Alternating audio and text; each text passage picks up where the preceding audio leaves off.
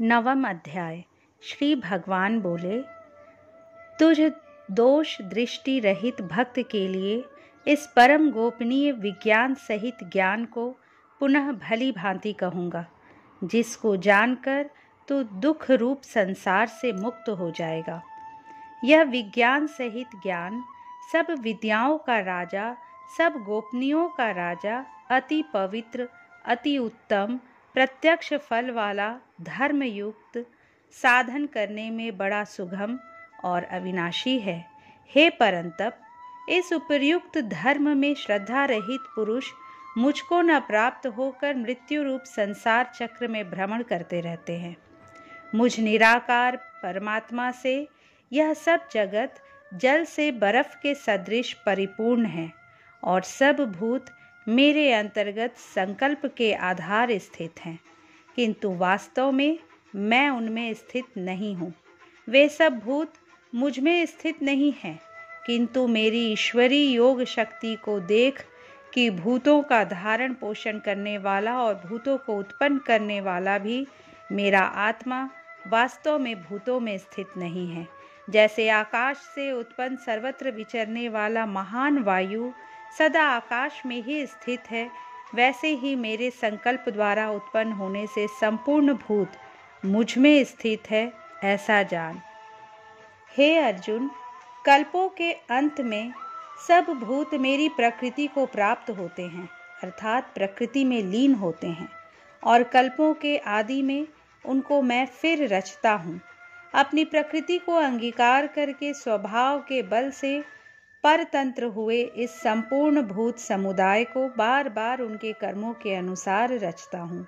हे अर्जुन, उन कर्मों में आसक्ति रहित और उदासीन के सदृश स्थित मुझ परमात्मा को वे कर्म नहीं बांधते। हे अर्जुन, मुझ अधिष्ठाता के सकाश से प्रकृति चराचर सहित सर्व जगत को रचती है और इस हेतु से ही यह संसार चक्र घूम रहा है। मेरे परम भाव को न जानने वाले मूढ़ लोग मनुष्य का शरीर धारण करने वाले मुझ संपूर्ण भूतों के महान ईश्वर को तुच्छ समझते हैं, अर्थात अपनी योग माया से संसार के उद्धार के लिए मनुष्य रूप में विचरते हुए मुझ परमेश्वर को साधारण मनुष्य मानते हैं। वे व्यर्थ आशा, व्यर्थ कर्म और व्यर्थ ज्ञान वाले विक्षिप्त चित्त अज्ञानी जन राक्षसी, आसुरी और मोहिनी प्रकृति को ही धारण किए रहते हैं।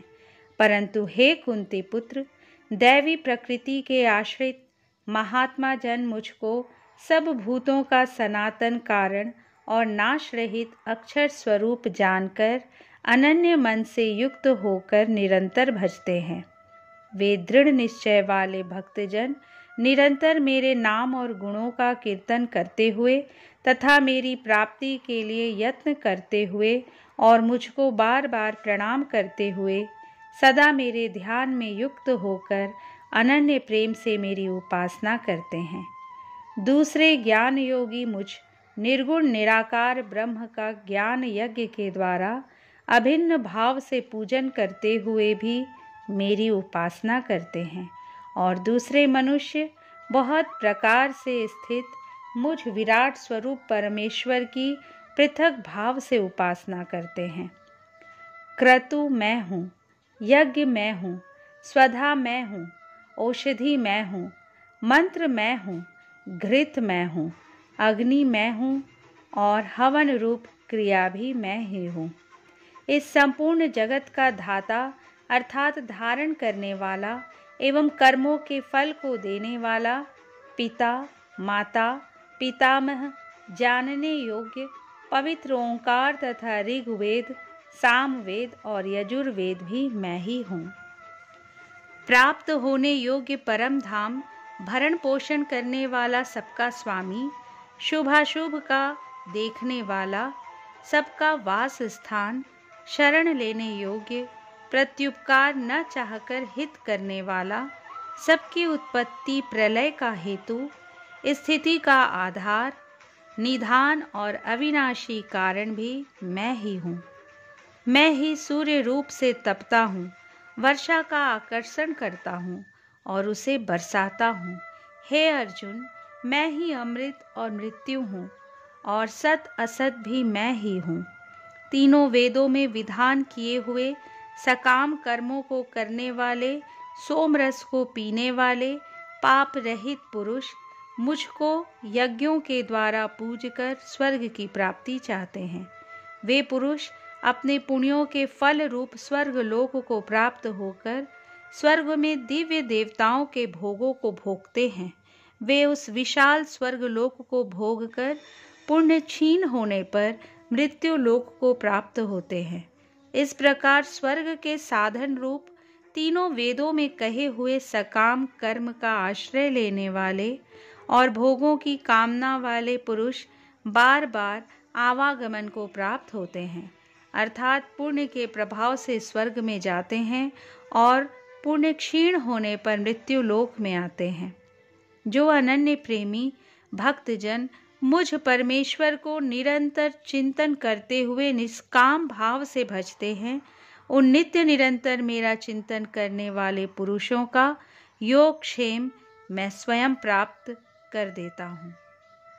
हे अर्जुन, यद्यपि श्रद्धा से युक्त जो सकाम भक्त दूसरे देवताओं को पूजते हैं, वे भी मुझको ही पूजते हैं, किंतु उनका वह पूजन अविधि पूर्वक अर्थात अज्ञान पूर्वक है, क्योंकि संपूर्ण यज्ञों का भोक्ता और स्वामी भी मैं ही हूँ।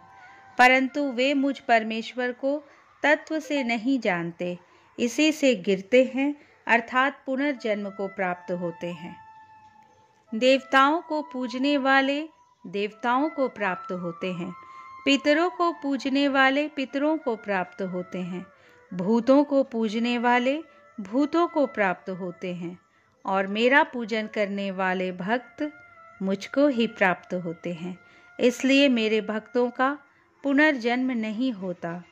जो कोई भक्त मेरे लिए प्रेम से पत्र, पुष्प, फल, जल आदि अर्पण करता है, उस शुद्ध बुद्धि निष्काम प्रेमी भक्त का प्रेम पूर्वक अर्पण किया हुआ वह पत्र पुष्पादि मैं सगुण रूप से प्रकट होकर प्रीति सहित खाता हूँ। हे अर्जुन, तू जो कर्म करता है, जो खाता है, जो हवन करता है, जो दान देता है और जो तप करता है, वह सब मेरे अर्पण कर। इस प्रकार जिसमें समस्त कर्म मुझ भगवान के अर्पण होते हैं, ऐसे संन्यास योग से युक्त चित्त वाला तू शुभाशुभ फल रूप कर्म बंधन से मुक्त हो जाएगा और उनसे मुक्त होकर मुझको ही प्राप्त होगा। मैं सब भूतों में संभाव से व्यापक हूँ, ना कोई मेरा अप्रिय है और ना प्रिय है, परंतु जो भक्त मुझको प्रेम से भजते हैं वे मुझ में हैं और मैं भी उनमें प्रत्यक्ष प्रकट हूँ। यदि कोई अतिशय दुराचारी भी अनन्य भाव से मेरा भक्त होकर मुझको भजता है, तो वह साधु ही मानने योग्य है, क्योंकि वह यथार्थ निश्चय वाला है, अर्थात उसने भली भांति निश्चय कर लिया है कि परमेश्वर के भजन के समान अन्य कुछ भी नहीं है। वह शीघ्र ही धर्मात्मा हो जाता है और सदा रहने वाली परम शांति को प्राप्त होता है। हे अर्जुन, तू निश्चय पूर्वक सत्य जान कि मेरा भक्त नष्ट नहीं होता। हे अर्जुन, स्त्री, वैश्य, शूद्र तथा पाप योनि चांडाल आदि जो कोई भी हों, वे भी मेरे शरण होकर परम गति को ही प्राप्त होते हैं। फिर इसमें तो कहना ही क्या है। जो पुण्यशील ब्राह्मण तथा राजर्षि भक्तजन मेरी शरण होकर परम गति को प्राप्त होते हैं। इसलिए तो सुख रहित और क्षण भंगुर इस मनुष्य शरीर को प्राप्त होकर निरंतर मेरा ही भजन कर। मुझ में मन वाला हो, मेरा भक्त बन, मेरा पूजन करने वाला हो, मुझको प्रणाम कर। इस प्रकार आत्मा को मुझ में नियुक्त करके मेरे परायण होकर तू मुझको ही प्राप्त होगा। इस प्रकार श्री कृष्ण अर्जुन संवाद में राज विद्या राजगुह्य योग नामक 9वां अध्याय संपूर्ण हुआ। दोस्तों, यदि ये वीडियो अच्छी लगी हो तो प्लीज़ इसे लाइक कीजिए, शेयर कीजिए, और हाँ, अगर अब तक इस चैनल को सब्सक्राइब नहीं किए तो प्लीज़ सब्सक्राइब कर लीजिए। कल श्रीमद् भगवद गीता के 10वें अध्याय के साथ आपके सामने प्रस्तुत होंगी। जय श्री कृष्ण।